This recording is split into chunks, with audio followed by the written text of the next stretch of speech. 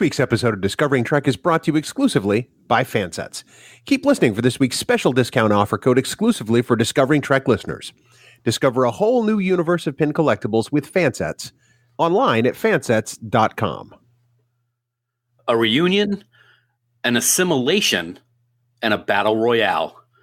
Episode 11 of Star Trek Discovery showed us just how dangerous the AI known as Control really is, and it will stop at nothing to get the sphere data and evolve to the point where it destroys all life in the galaxy. Has the crew of Discovery made a huge mistake in trapping the Red Angel and Michael's mother, or will their actions help prevent the annihilation of life everywhere? Well, let's find out. Welcome aboard, everyone. My name is Dan Davidson, and we are Discovering Trek.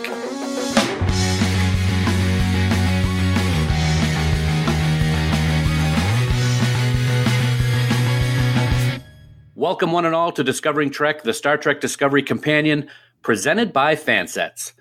Captain Catherine Janeway once said that she was no authority on time travel. In fact, she made it her goal in life to avoid it. Well, it looks like Michael Burnham's mother is the exact opposite of that because, as we found out this week, she's been doing it for a really long time in her efforts to stop Control from destroying everything. As always, this is the premier podcast for the most in-depth discussion and analysis about the latest episode of Star Trek Discovery, entitled Perpetual Infinity. One question that has finally been answered is the identity of the Red Angel, but no sooner is that question answered, the crew has to deal with a new challenge of devising a plan to prevent Control from getting its hands on the sphere data. And speaking of Control, it's time to introduce my trusted podcast partner. His efficiency and attention to detail on this podcast sometimes make me wonder if he's some form of evil artificial intelligence, but then he always says something which reminds me that he's just plain old Bill. And I mean that in the most endearing of terms. He's my very special friend, my brother in Trek, and my amazing number one. He is Bill Smith. Bill, have you ever been more excited to see how a season of television is going to wrap up than what we're seeing with Discovery Season 2 right now? Nope. Okay. Thanks, buddy. I appreciate the intro. That was endearment. Thanks. I have to say, every time we talk about Control, and this is very non sequitur, and I apologize for it in advance, I get the Janet Jackson song from the early 90s stuck in my head, Control. And I love it. And that's really the only time I've ever thought of that song. So I guess kudos to the writers and the production team on Star Trek Discovery for making me take a musical way back journey. I actually sent out a text earlier in regards to Control, and I actually ended with, and I love it, because of the Janet Jackson song. So yeah, I like that. So Perpetual Infinity, lots of stuff starting to wrap up as we only have a few episodes left in the season. We got a very special guest joining us today to talk about this episode. And who might that be, buddy? Well, he is one of the co-hosts of Earl Grey, the podcast dedicated to Captain Jean-Luc Picard and the crew of the Enterprise D of Star Trek The Next Generation over on Trek FM. He's the lovely and talented Justin Oser, and we welcome him for his first appearance on Discovering Trek. Justin, welcome for what we hope is the first of many times on this show, sir. Oh, well, thank you so much for the great interview. Great to be here with you guys, and really looking forward to talking Discovery. I love to talk Discovery. It's always a great time. You're going to see just how crazy it is now that you've joined us for the very first time. We're really glad you're here, man. And speaking of having a good time, Bill, we want to hear from our listeners and what their thoughts are about Perpetual Infinity. How can they have a good time and get in touch with us, man? Priority 1 message from Starfleet coming in on secured channel. Well, on Twitter, you can find us at Discovering Trek, and on My Face Place, or whatever the hell it's called, you can catch up to us at facebook.com/Discovering Trek. In either place, you can become part of the discussion or even leave us comments, questions, or perhaps your theory on Season 2 of Star Trek Discovery is going to wrap up. We'd be really interested to hear that. Plus, you can now send us a voicemail by going to our website at trekgeeks.com and clicking on the giant blue button on the right-hand side. Please do remember, though, that any comments you leave us could be used in a future episode of Discovering Trek. Dan. Thanks, Bill. Black alert. Black alert. From here on in, this episode of Discovering Trek contains spoilers. So if you haven't watched Season 2, Episode 11 of Star Trek Discovery, stop listening right now, go over to CBS All Access or wherever you watch Discovery, watch the latest episode, and then head back on over to Discovering Trek. Failure to do that puts you at risk to find out plot developments and character details for Perpetual Infinity.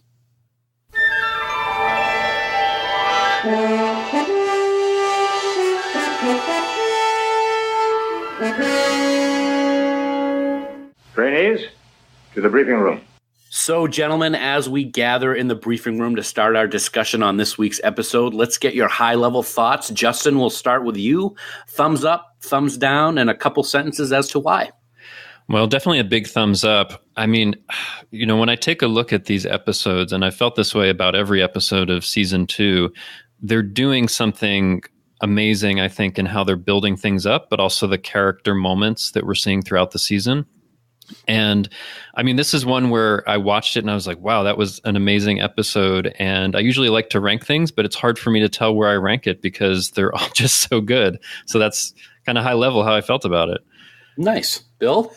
Yeah, I have to agree with Justin. I mean, all these episodes are just varying degrees of fantastic. This is a thumbs up for me, 11 in a row this season. I suspect we're going to do that again, perhaps when you give your review, Dan. But I had one tiny issue with the writing in this episode, but it is so minor in the scope of how enjoyable this episode is overall. Great character moments. Just I can't say enough about Sonequa Martin Green, which we're going to talk about, I'm sure, at length later on. But this is a fantastic installment. I think we're in good position, steaming on toward the end of the season.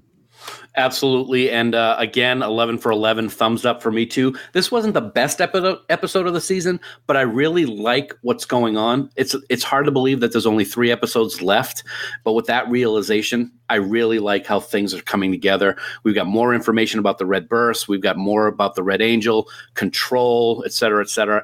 And like you said, guys, I love the performance of so many people in this episode, especially Sonequa, Michelle Yeoh, and Alan Van Sprang, just because I like to say the name Alan Van Sprang.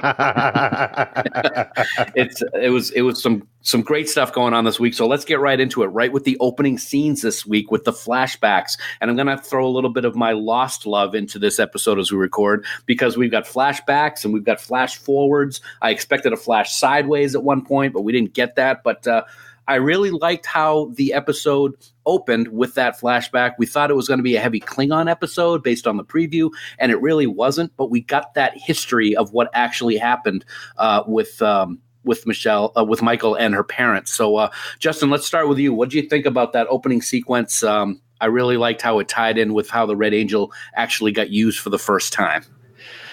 Yeah, I mean, I've really liked it when Discovery has used flashbacks at the beginning. I don't think they've done it a huge number of times, but it made me think back to the first episode, Brother, where you're seeing the young Michael kind of coming to Sarek and Amanda's house. And there's something about when they have those earlier scenes, like you get into the scene and it's like, oh, the family's getting ready for dinner and there's some nice jazz music on. Like they're setting this calm atmosphere.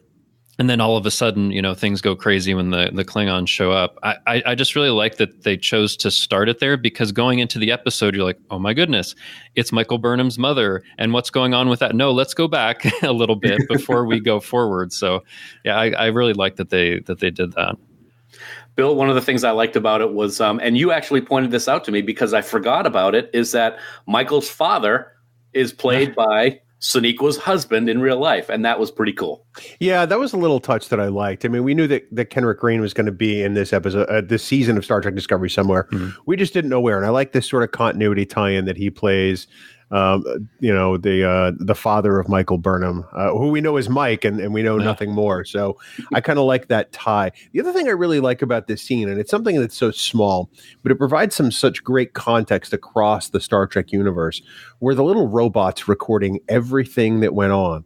So when Michael Burnham later in the episode is watching the recordings, the mission logs, if you will, she sees everything from the perspective of the robots, which is the same things that we as the viewer would see. And it makes me think back to that opening sequence in The Cage, where we sort of get the fly through the Enterprise. And, when they bring it up in the menagerie, they're like, how are you able to get logs like this.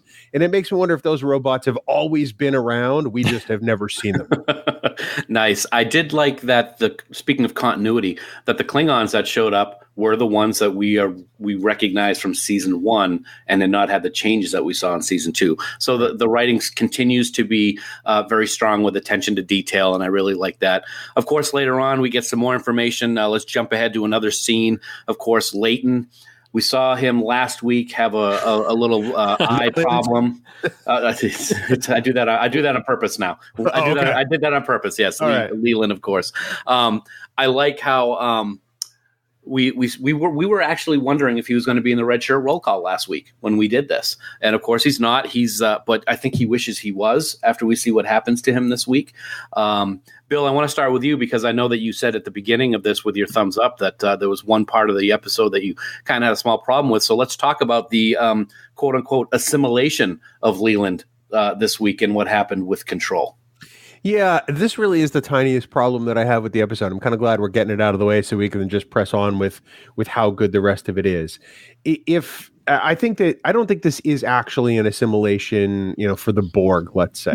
I don't think that Leland, I almost said Leighton, damn it. I don't think Leland is the first Borg. There were some similarities in the makeup, with the veins turning black, almost like that the officer that gets assimilated in First Contact. You see the nanoprobes get injected into him. But first, this Section 31 ship has technology that can actually do this stuff. They're going to essentially assist in the assimilation of a human being and turn them into something else too. That the Control AI could actually develop these things if they didn't, in fact, exist, and then create this hardware and this chair to strap Leland into and this injector module to do that, and then perfectly replicate an undamaged human on top of a damaged human. So I think there are some plot holes here. I don't necessarily like what they've done with this. I think there could have been a more compelling way to do it. But again, very minor in the scope of this episode and the fact that I liked it overall. It's just, it wasn't part of the plot that grabbed me. I thought it was a misstep. Okay, Justin, what do you think? You agree with that, or you think you have a little different opinion on it? Yeah, I think I have a little different opinion. I mean, I actually, as I was going through it in the first couple times I watched it, I didn't even think about like, oh, where did they get the ability to do this and have the chair and tie him up and all that. I mean, I assume, at least as far as tying him up, that they have some kind of little bots or something that can do that. And that Section 31 has advanced technology, and they have the ability to replicate things like that, or to have new technology just kind of created. And I know that, we briefly touched on it, but a lot of people have said, oh, is this the origin of the Borg? And I think there's lots of reasons why not. The biggest of which is that the Borg don't destroy sentient life. They like to assimilate it. So the thought that I had was that from the sphere data that Control had previously gotten from Arium, that there was something in there about assimilation techniques, or even the Borg, that it's kind of learning from and using, and that it doesn't have anything to do with the Borg origin. So, I think it's interesting, Bill, that it bothered you, because it didn't bother me in the least, and I didn't even have a thought like that. And I was just kind of going with it and seeing what they were doing with it. I can totally respect that. I get that, Section 31 has technology that the rest of Starfleet doesn't have. I think at times they've used that as a bit of, at times, fanboy service, and other times, like this, for me, it's been just to explain away other things that they want to do in the story. And that's fine. I think that this is really not a horrible sin in the course of this episode at all. It's just something that bothered me just a little bit. Did it take away from what happened and the action and the story overall? No, it's just something I wish they'd treated a little differently. Yeah, I didn't really have a problem with it. The whole speculation that we saw on social media this week about whether or not this was the first Borg discussion, to me, kind of felt like lazy critiquing of the episode, because anybody who's a Star Trek fan and knows the history behind it knows that the Borg have been around for millennia, and they're in a different quadrant of the galaxy. Unless there was going to be some ridiculous time travel something or other taking place at the end of the season, sending Leland back in time to when the Borg were actually created, I really don't see how this is possible. That being said, there's a novel that was done where that actually happened, and the Borg were created by Federation soldiers. So who knows? I just don't think it's going to be in this situation. But I really did like that quote unquote assimilation scene. And I got to say, the worst part of that was with whatever happened was eyes when they just filled up with that black liquid. That was just horrendous to watch. But another great example from Alan Van Sprang about the acting in this season. We've seen the raw emotion and the pain, the physical pain that Sonequa has shown in various episodes. And he certainly did a great job with this scene. And that's something that we really haven't seen until this season of Discovery. We haven't seen that in Star Trek at all. We never see this excruciating pain sequences, and we're starting to see it. And it makes me think of sometimes one of the things I want to do to Bill. But anyway, we're going to move along to the very next thing. And that is, of course, the identity of the Red Angel was discovered at the end of last week's episode. And it is Michael's mother, Dr. Burnham. I got to say, and this is a small thing about the episode, but it was my absolute favorite line of this entire episode, and it had nothing to do with what's going on right now. And that's when Pike was talking to Dr. Burnham, talking about what's going on, how that she can help, what do you know, what do you don't know? And I'm paraphrasing, but basically she said, "Captain, I know your future, and trust me, you wouldn't like it." That was a brilliant line. Bill, what do you think? I was right there with you. When I heard that, I'm like, oh, she didn't just do that. I mean, come on. It was so beautifully written. It was so, wonderfully delivered by Sonia Sohn. And just the look on Pike's face afterward was like, what does that mean? Huh? What's that got to do with this? It was such a nice nod to what happens, 10 years from now. And the fact that she knows everything that happens essentially to humanity. I just thought it was a nice touch. It was a very nice touch. And do you have anything on that one, Justin? Well, of course, we all knew what she was referring to, and it just, my heart just kind of hurt for Pike just thinking about that. Because as we've gone along in this season, for the most part, I've been able to forget what happens to him later. But then when it comes back in, it's like, that's right. It's going to happen. Spoiler alert for everybody who doesn't know. Here's what happens. Wow. But you can't help but still love watching it. I mean, people watched the movie Titanic, right? I mean, what's going to happen. And it makes it difficult because, as we've said all season long on Discovering Trek, Anson Mount is just killing it as Pike. We want a Pike series. We love to see what he's doing. But then again, we know what's going to happen. So we know he wouldn't die in any series because we know what's going to happen. That's what happens when you have retcon. But I just want to see more Pike until the accident, and I don't want to see that. So back to Dr. Burnham. She was very cold with Michael at first. That was something I did not expect, Justin, at least at first. Michael was so excited to be able to see her mother for the first time in 20 years. But then again, when you look at it, I guess Dr. Burnham has seen her daughter Michael several times over those 20 years. What do you think about that first interaction between the two? Yeah, I mean, I wasn't sure what to make of it at first, but then as I was thinking about it later, I think that, if her mother has seen all of these things that have happened in her life, she's seen some things that she'd probably be pretty disappointed about, like the mutiny in season 1 and some of the stuff that goes on. But I think that Sonia Sohn as Gabrielle Burnham was amazing because through the episode, she started out as somebody that was kind of angry, like, I need to get back to this mission. Why are you keeping me here? And then she was kind of cold because it was like, they're just going to keep me here and all sentient life in the galaxy is going to end. And then, as you got closer toward the end, and she was having this really emotional scene with Michael about seeing all of the things that she's been through and, this kind of regret at the distance that they have to have, like they're so close and yet so far. So I think the actress did an amazing job of just kind of this whole set of different emotions throughout the episode, which felt like it was realistic. You'd be going through a lot of stuff if you've been through all of this. But like one thing that came up in my mind is like, okay, it was 20 years ago, but has she been time traveling for 20 years? Has it been less time? Has it been more time? Do we know? Like it could actually be a really long time, maybe. Although I don't know, she doesn't look all that much older, but that just came to mind. Like, how long has it actually been? Because I don't think it's quite 20 years. Bill, I have two questions for you. One, on the flip side of her being cold, What did you think about what happened, as Justin just talked about, and that connection that the two made later on in the episode? And B, have they explained to us the whole she's tethered to the future and the reason for that, or did I miss it? I don't think you missed it, but I'm going to go back and take the first one first. And I'm going to touch on the coldness a little bit before I touch on the scene after that. I looked at the coldness as being, as Gabrielle Burnham doing to Michael, the same thing that Michael Burnham did to Spock, to intentionally trying to wound Michael to get her to sort of sever that hope or that relationship and move forward, just as Michael tried to do it to Spock as a child when she injured him. So that's how that struck me. Whether or not that's correct, I don't know, but I think it fits that particular scene. And I think it's also why you see not really a reconciliation, but the softening of Gabrielle Burnham later on down the road. Of course she loves Michael. Of course she's held out hope, because really that's all she's had. But by the same token, she didn't want her daughter essentially following her through time, trying to get her back on some kind of quest.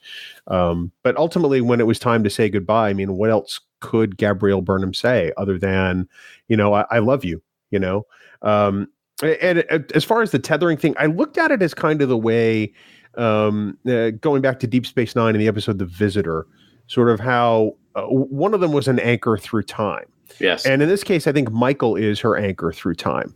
And I think that she was just so inexorably linked to the Red Angel suit that it was she's become a part of that time stream and that wormhole, just as the suit has, and that's why she keeps rubber banding back and forth. That's it wasn't explained like that, but that's how I saw it, because that's just how it struck me at the time. Do you think, Justin, that she's now stuck because she's not in the suit when she got pulled back? Yeah, that was a question in my mind, and Bill, I thought of The Visitor as well. With Ben Sisko being kind of tied to this thing and he keeps getting pulled back. Yep. But yeah, I think it was interesting at the end of the episode, the time crystal's destroyed, Gabrielle's not in the suit, but they both, are taken back. So I took that as, she is as much tethered to this thing that keeps pulling her back to this particular time as the suit is. And it also made me think like, okay, so what happens is she pulled away and she's in a vacuum and outside a planet and dies. I don't know. I mean, there's a lot of ways they could go with it. Or does she end up back on Terra Elysium or this same planet you saw 950 years in the future? There's a lot of places they could go with it. I really don't know. I mean, I'd like to think they'll bring her back later and that'll be part of solving the mystery, but I actually don't know. Lots of questions, but at the same time, lots of answers this week. One of the things that we found out was that the sphere data kind of has a mind of its own. And the crew was coming up with a plan of what they needed to do so that all life wouldn't be destroyed. So they decided that they were going to destroy the data, but nope, sorry, the data says we're not going to do this. I'm not going to let you do this. Rather, I'm going to put up firewalls so you can't delete me. Kind of interesting. It makes you think about the AI of control in Section 31 and the sphere data that kind of, when you think about it, is alive, if you really want to look at it that way. What did you guys think about this plan? I liked how they were going about it. I will say that I found it very convenient that Section 31 just has this little black disc that they can press a button on if Ash is holding it behind his back and try to be able to copy that data at the same time. I thought it was a good plan. I thought it was interesting. I also thought it was very convenient and interesting that the red suit has infinite data space. And sometimes I wish our servers at my work had that into it. But what did you guys think of that? And let's start with, let's flip a coin. We'll start with Justin on the plan. Well, maybe if we can go back for a second, because as I was rewatching it it seemed like the sphere data was blocking them from deleting it. I was noticing, that Ash did have this thing behind his back and he clicks it on, whatever he does with it. And it's after that Saru is unable to delete the data, and then he clicks it off shortly after that. So I was actually thinking it was something that Control had created so that the data couldn't be deleted, and it looked like the sphere, remnants of the sphere itself, was doing it. I like that idea, but didn't Ash look or talk to Leland later that he was confused that they were unable to do anything with it? Yeah, I think Ash is not aware that it does this, but Control is aware that it's doing this thing to block it from deleting the data, as well as having the ability to copy it. Anyway, that's just something that came to mind that made a little bit more sense than the remnant of the sphere kind of being alive and blocking that. But like for the plan itself, I thought about that. Like, okay, it has almost infinite data storage. Is it like it can somehow like it has its own cloud storage, but the cloud is like across space and time, right? Like it's it's storing it actually across the galaxy and across different periods of time, and it can kind of get access to that whenever it wants. That's the only way I could make sense of it. And let me ask you this, Bill. I do want to get your comments on the plan itself and what your thoughts are on that data and whether it was alive or something that Control is doing. But if they're going to put this data into the future in a state of perpetual infinity, hence the title of the episode, won't eventually Section 31 catch up to wherever it is and then they can use it then? I was a little confused about that point, but temporal mechanics is not my thing. I think it's more yours. So why don't you explain it? I think it's my degree in quantum and temporal mechanics that really qualify for me for this part of the discussion. I think it's just going to keep jumping through time. I think the Red Angel is just going to keep moving throughout this time stream at various points. And while it may intersect with Section 31 at some point, they have no way of knowing when or where. Mm-hmm. So I think that the concept of perpetual infinity is fascinating. I like the fact that this episode got a little sciencey, and to quote Spock, I like science. I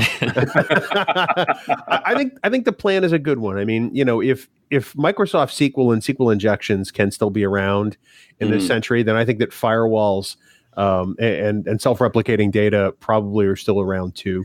And the ability to grab data from the ether. I mean, how many people have unsecured wireless networks at home and have people snooping them? I mean, so this really is a lesson to the crew of the Starship Discovery.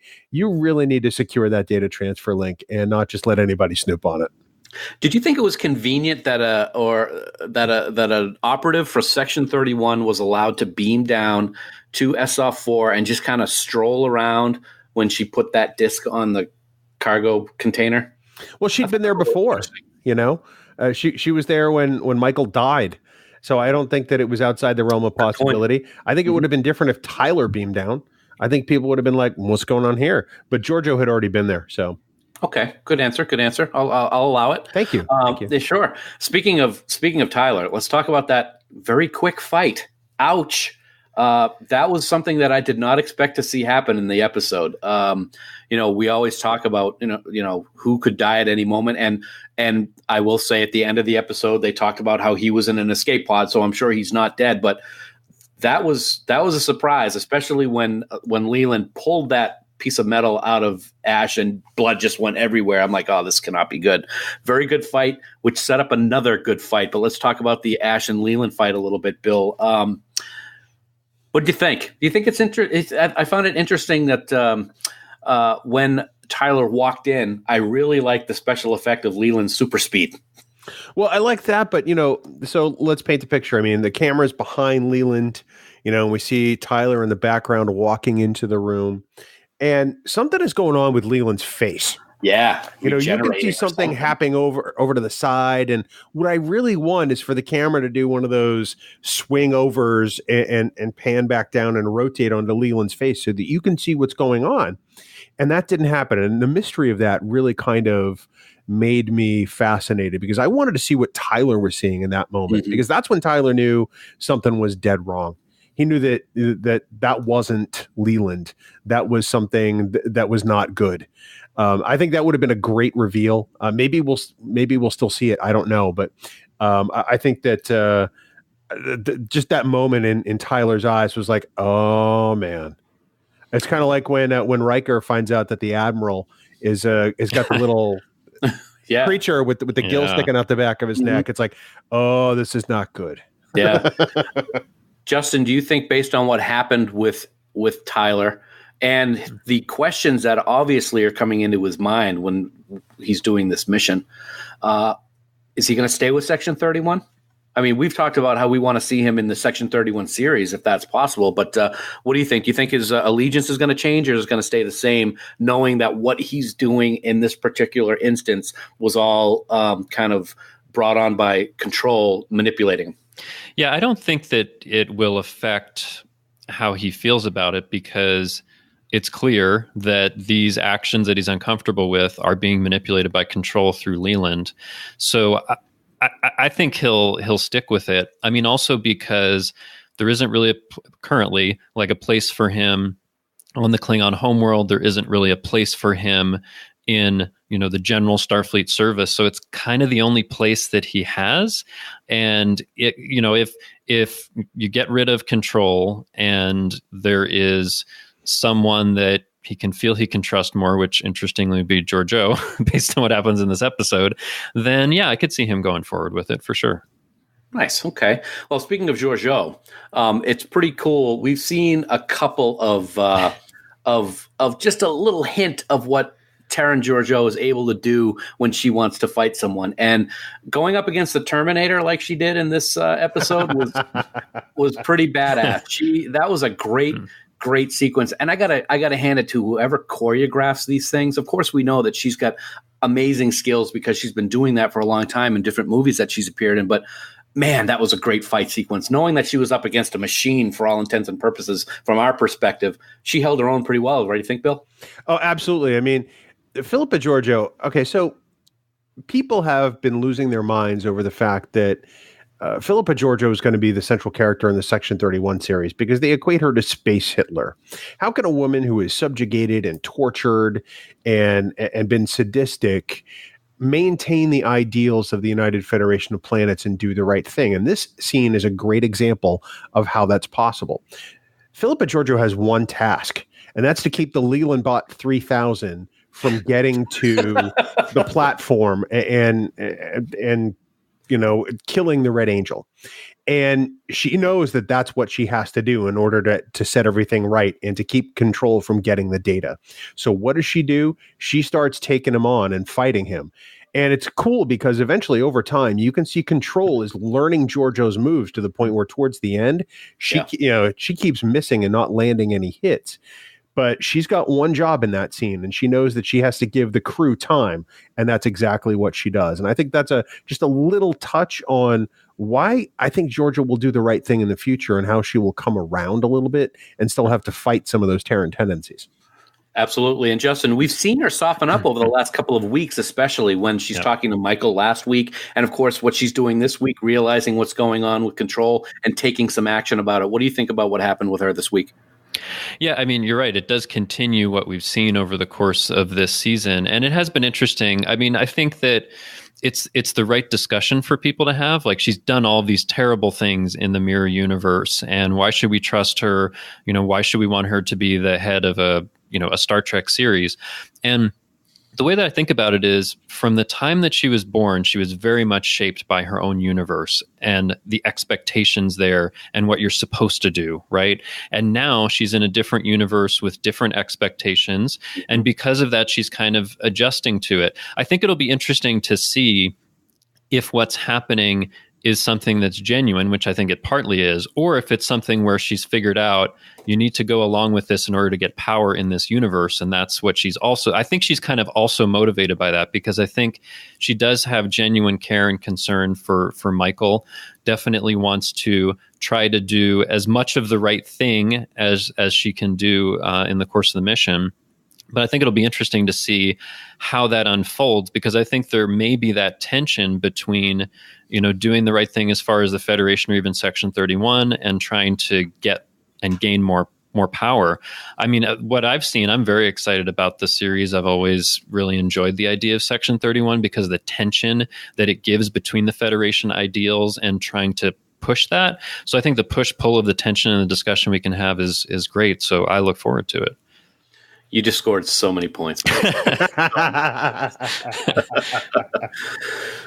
Well, we have reached that moment of discovering Trek where we take a moment to pause and reflect on those that we've lost in this week's episode of Star Trek Discovery.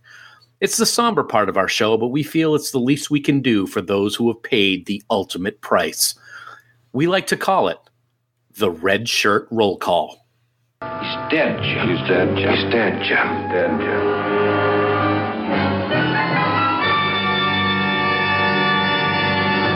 Well, Bill, after several weeks of really nothing to report here in the Red Shirt Roll Call, the last couple weeks have been full of bodies and death, and it's no different this week, is it, buddy? No, it's really not. Of course, you'll remember last week we said goodbye to little Sebastian from Parks and Recreation, and I'd like to think that helped us this week in writing the course of the Red Shirt Roll Call yet again. Dan, this week we say farewell to Section 31 Captain Leland, but more the Leland we knew than anything else, because he's obviously still kicking around to some degree. We're not sure what he is now, mind you, but he's certainly not the man he was, and we don't know how you come back from this one. He's apparently been compromised by the remnants of control to become the Leland Bot 3000, as I referenced earlier, or something, and no good can certainly come of this with 3 episodes left. We also bid adieu to several members of the Starship Discovery security detail. They were taken out by the Leland Bot 3000 at the facility on ESOF 4 when he wanted to complete the upload of the sphere data. We thank them for their sacrifice and honor them in the finest of Starfleet traditions this week, Dan. Absolutely, and that tradition is to raise a glass of synthahol as we say goodbye to those we lost in this week's Red Shirt Roll Call. This week's episode is brought to you by Fansets, the exclusive sponsor for Discovering Trek. You know, we love to talk about Fansets and their amazing line of pin products and pin collectibles because they truly are the best at what they do. You know, when you place an order at fansets.com, you can be totally confident that you are getting products beyond compare, amazing prices, and fantastic customer service, the best in all of Star Trek fandom. Lou John and the entire Fansets team share the same passion for Star Trek that you and I do. It's true. We've seen it. We've talked to them on numerous occasions just about Star Trek, and they love it with everything they have. It shows with every pin they release. New Star Trek pins are going to be released twice a month. And now for the month of April, which is coming up here very shortly, you can look forward to Dr. Phlox on the 1st, which is this week, and Miles Edward O'Brien from Deep Space Nine on the 15th. Now, both pins are going to be available at fansets.com as well as almost 200 other unique Star Trek pins. So go ahead, head on over to fansets.com, put a whole bunch of pins and pin collectibles in your cart, and click the checkout button. And when you do, be sure to enter this week's exclusive discount code, CONTROL. That's CONTROL in all caps. And use that code. You're going to get 15% off your entire order at fansets.com. Now, this code is going to be available to use until Sunday, April 7th, 2019 at 11:59 p.m. Eastern Daylight Time. Dr. Phlox and my bud, Miles O'Brien. That is pretty awesome. And in addition to those 2 pins, as you may have heard on last week's Trek Geeks, the folks at Fansets have an amazing new line of pins debuting at STLV 2019. Yes, it is the Women of Trek collector's set featuring 9 awesome characters from all the Trek series, and a special STLV exclusive oversized Uhura pin will be debuting in August as well. Following the big convention, several additional Women of Trek pins will be released throughout the whole year. And here is the cool part. You, the fans, will be able to have a say on what new pins get released for this collection. We're going to be having polls in the coming months on social media to vote for your favorite female characters in Trek. And then the folks at Fansets will create pins based on those polls. So you have the chance to help shape the future of what Fansets releases. And that's pretty damn exciting. Of course, we'll keep you updated on all the details and plans for this incredible line of pins all year long here on Discovering Trek and on Trek Geek, so stay tuned. Fansets. We are Star Trek, and as always, we thank our friends at Fansets for being the exclusive sponsor of Discovering Trek.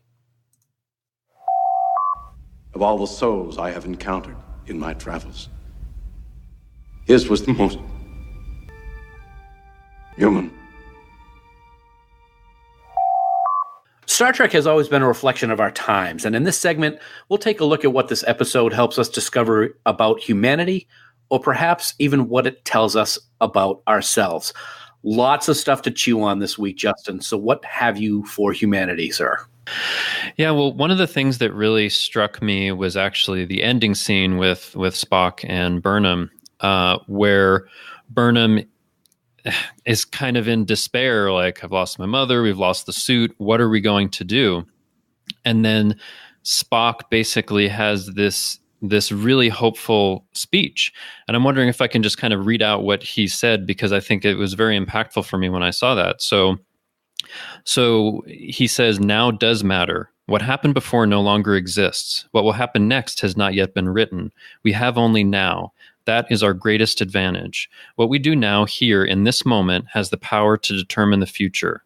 Instinct and logic together. That is how we will defeat control in the battle ahead. We will find a way. All of history can change with our next move. And then he sits down at the chessboard and says, the board is yours, Michael. I just love that, we're left in this place where it seems like we don't know where we're going to go. There's no hope. But Spock, I think, channeling some of his human side is saying, there is hope. We have the now. We can do everything possible to, take the next move. And, the future's not written. We can do this effectively. It's kind of like a little pep speech, but I just love that. And I think that, it's very relevant to our times when a lot of people feel that some kind of despair or that there's not hope for the future. And one of the things that I love about Star Trek is it gives me hope for a better future. And that's an important message. And I thought that last scene was just such a great encapsulation of that. Very nice. For me, this season has been all about family. Almost every episode has had a strong focus on it. Burnham and Spock, Culber and Stamets, Saru and Sarana, Laurel, Ash, and little albino baby, which I have a feeling we'll see next week. And the message in all of these episodes has been about the strength of family. For the second time this season, a member of the crew has had a loved one return from the dead. First, in the literal sense, with Hugh Culber returning after being killed by Ash Volk, and now with Michael's mother, believed to have been dead for 20 years, but instead has been traveling back and forth through time. The most powerful moments this season have been the ones that have had that strong family message, and I think it's a wonderful move by the writing staff of Discovery. Today we have so many news stories dealing with terrorism and death and despair. Family bonds are always the ones that keep us strong. You can always pick the people to be friends in your life, but you can't pick family. They're forever. And as I was thinking about this, I have to say I consider myself to be a very lucky man. I've had a family that is so close and supportive of one another, and I never take that for granted. Whenever I had things going wrong in my life, they were always right there to show their support and their love, even when I was in a position where I wasn't allowed to reciprocate. So like Stamets and Culber, I got that second chance with my family. And although not as extreme as returning from the dead, it's a feeling that I always hold very close to my heart. And I hope that each one of you is able to have that kind of relationship with your families. Bill? We've been told by the producers that this season of Star Trek Discovery is a theme of science versus faith to some extent, but I think it's been a little different than that. I think this season has also been an examination of the here and now and how we should make the most of this time, either in our lives or, on a grander concept in history. Gabrielle Burnham says that people think time is fragile, precious, beautiful, sand in an hourglass and all that, but it's not. Time is savage. It always wins. And Michael disagrees with her, telling her that now matters. Well, now does matter. It's the difference between hesitation and action.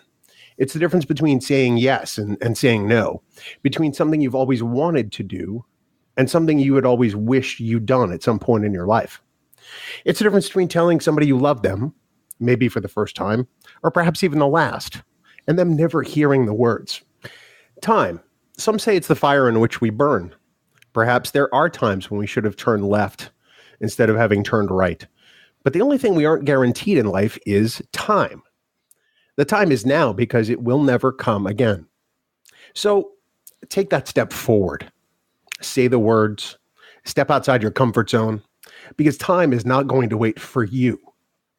Be brave. Boldly go. Commendations, palm leaf of Axanar Peace Mission, Grand Kite Order of Tactics, Class of Excellence, Prenteris Ribbon of Commendation. Okay, gentlemen, after the seriousness of humanity, it's time to have some fun moments here on the show, and we're going to do some Starfleet commendations. Who you picked this week to receive those awards, Justin, and why? Well, it's always hard to narrow it down to one, and I think we've already talked about them somewhat. But actually, I wanted to call out something in particular because I thought I would talk about Sonequa Martin Green and Sonia Son, but we've talked about their amazing acting. What I wanted to call out was Alan Van Sprang as Leland this week, because like if you compare his performance with what you see this week, you can see a subtle way that it's like a little bit flatter, maybe a little bit more robotic, but not so much so that people are like, hey, there's something really crazy going on here.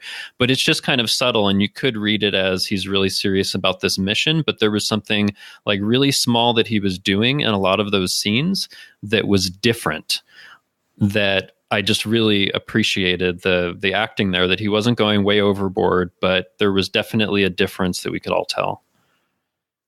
Yeah, absolutely. Yeah, I think I have a feeling that he might be in a couple other commendations. Bill, what do you got? Allegedly. Well, I'm actually going to hit all the bases that Justin just touched on, and some of the ones he didn't. Sonequa Martin Green, first up. She has really been through several full ranges of emotion in the last several episodes, and it's been incredible to witness. The scene this week where she realizes her mother is actually still alive in sick bay is just heartbreaking and beautiful all at the same time. It leveled me. And that was just the beginning of the ride for this episode. It was just fantastic. And then, of course, Sonia Son, she was just powerful this week.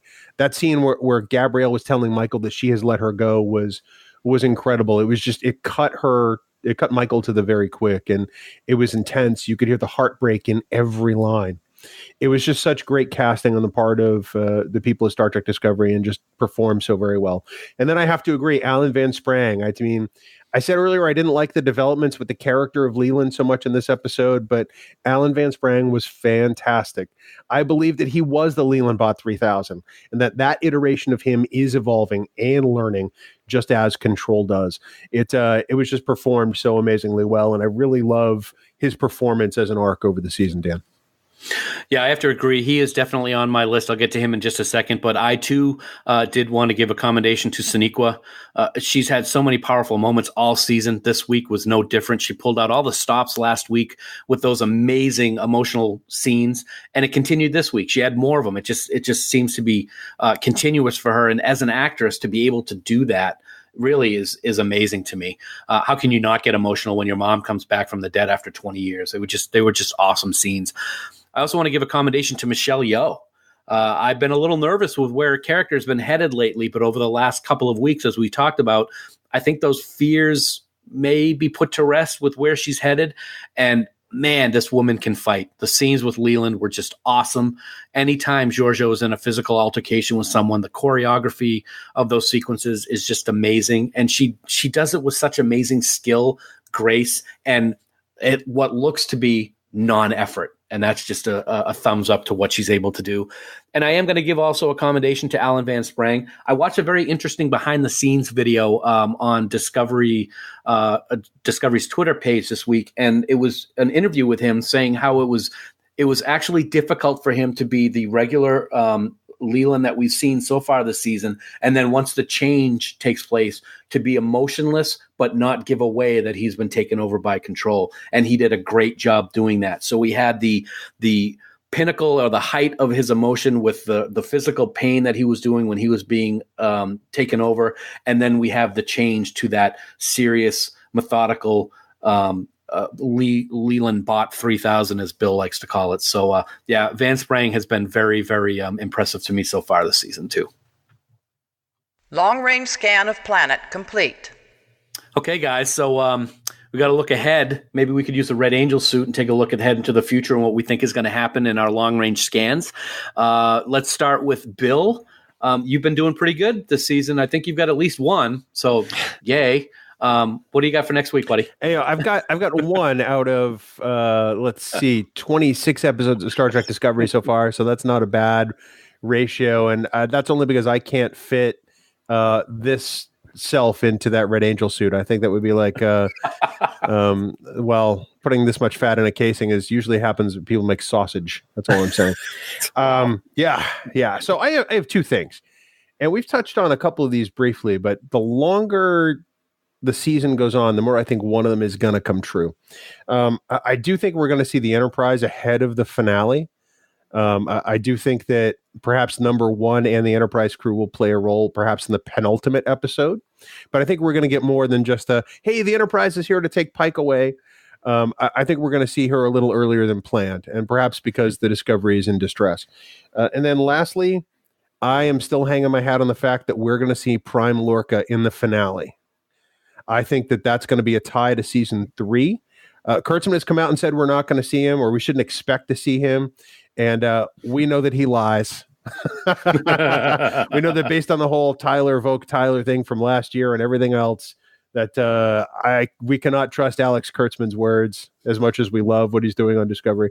So that's it. I think the people have forgotten about the fortune cookie. I think people have forgotten about Lorca because Pike is so amazing. But I think we're going to see Prime Lorca in the finale, perhaps in the final moments. I every time you talk about that, I absolutely love it. And I really hope that that's one you're right on, because I would love to see it. Justin, what do you got, man? Yeah, well, I love what you said, Bill, because those are things I've been thinking about. But so one thing that's gotten me thinking ahead to the season finale as well is that there were some interviews and some talk lately about the season finale being a game changer, something that changes everything. So I was trying to think, what would be something that would kind of change everything, or that might take people by surprise. And the thing that I came up with is that something happens at the end of the season so that they time travel forward and are stuck in the 24th century. And that's the cliffhanger. So that's what I came up with. Maybe crazy, but we'll see. I don't even know what to say to that. I mean, it would be the kind of thing that would be a game changer, right? That would totally change the series. Yes, it would. Yeah. Well, I'll tell you what, again, I'm paraphrasing, but I was reading an article this week, and the cast was talking about the end of the season, and they're all saying it's going to blow your mind. They said it's going to wrap up a lot of the questions that fans have always had, and it's going to be something that nobody could have expected. So Justin may have the inside track on the writer's room. I don't know. I don't know. I'm probably wrong, but I thought I'd put it out there in case it would happen. Well, we've been wrong a whole bunch, so just welcome to the club if you are. So we'll just get that out of the way. I've got two. One of them is a small one that I think I've actually touched on before. Before the end of the season, we are going to see Spock without his beard, and we're going to see him in the blue tunic as he's going back to the Enterprise. That has to happen. Yeah. I mean, that's not just something that we want to see. That has to happen. As fans, that's something that we want to see. It's not fan service to do it. It's just something that we need to see. But I got to tell you, watching this week's episode, the revelation that Dr. Burnham was catapulted 950 years into the future really got me thinking. And I've been saying since the summer with the fall with short treks that Calypso had nothing to do with Star Trek Discovery. It was just a science fiction story with a Star Trek wrapper around it. And now that this revelation of 950 years in the future has come into play, something about Calypso is tied to this season, and we're going to find out before the season ends. Oh, I hope not. I can't say I disagree with you. Yeah, but what happens in Calypso is a different future where there still is sentient life, and there's this thing that's going on with this war with what was the Federation.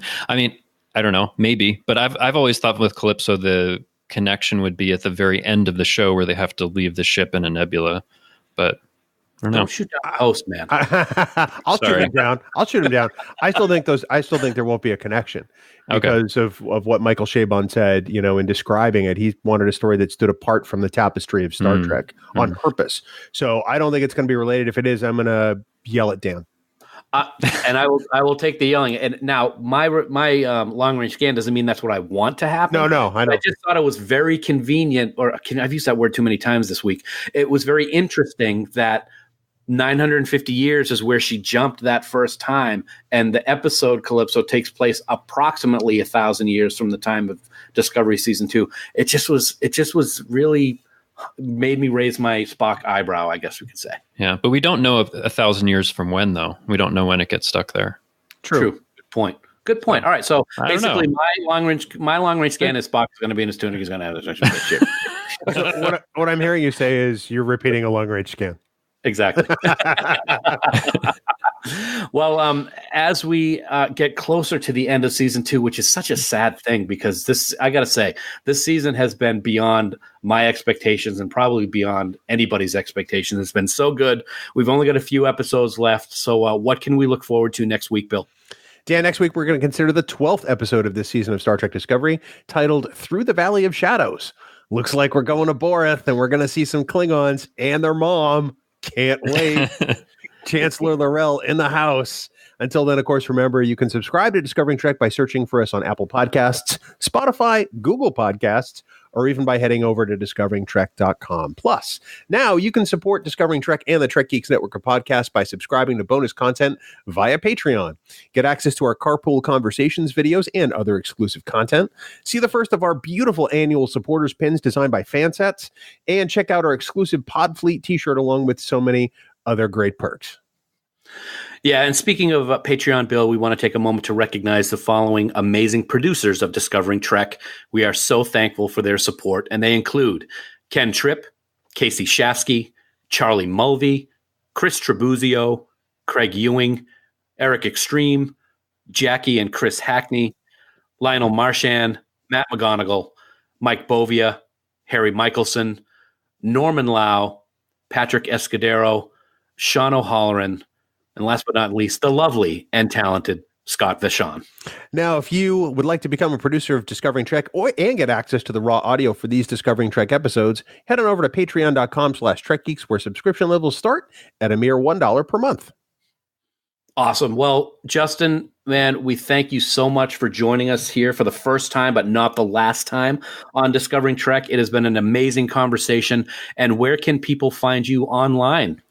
Well, I guess as you mentioned at the top of the show, you can find me co-hosting Earl Grey. That's our dedicated Next Generation podcast on Trek FM. I do that with my friends Richard Marquez and Amy Nelson every week. And you can also find me on Twitter. I'm at TrekFan4747, where I tweet about nothing but Star Trek and lots of Star Trek. Do me a favor and tell Amy Nelson that Deanna Troi still cannot drive a starship. I will not tell her that because I disagree.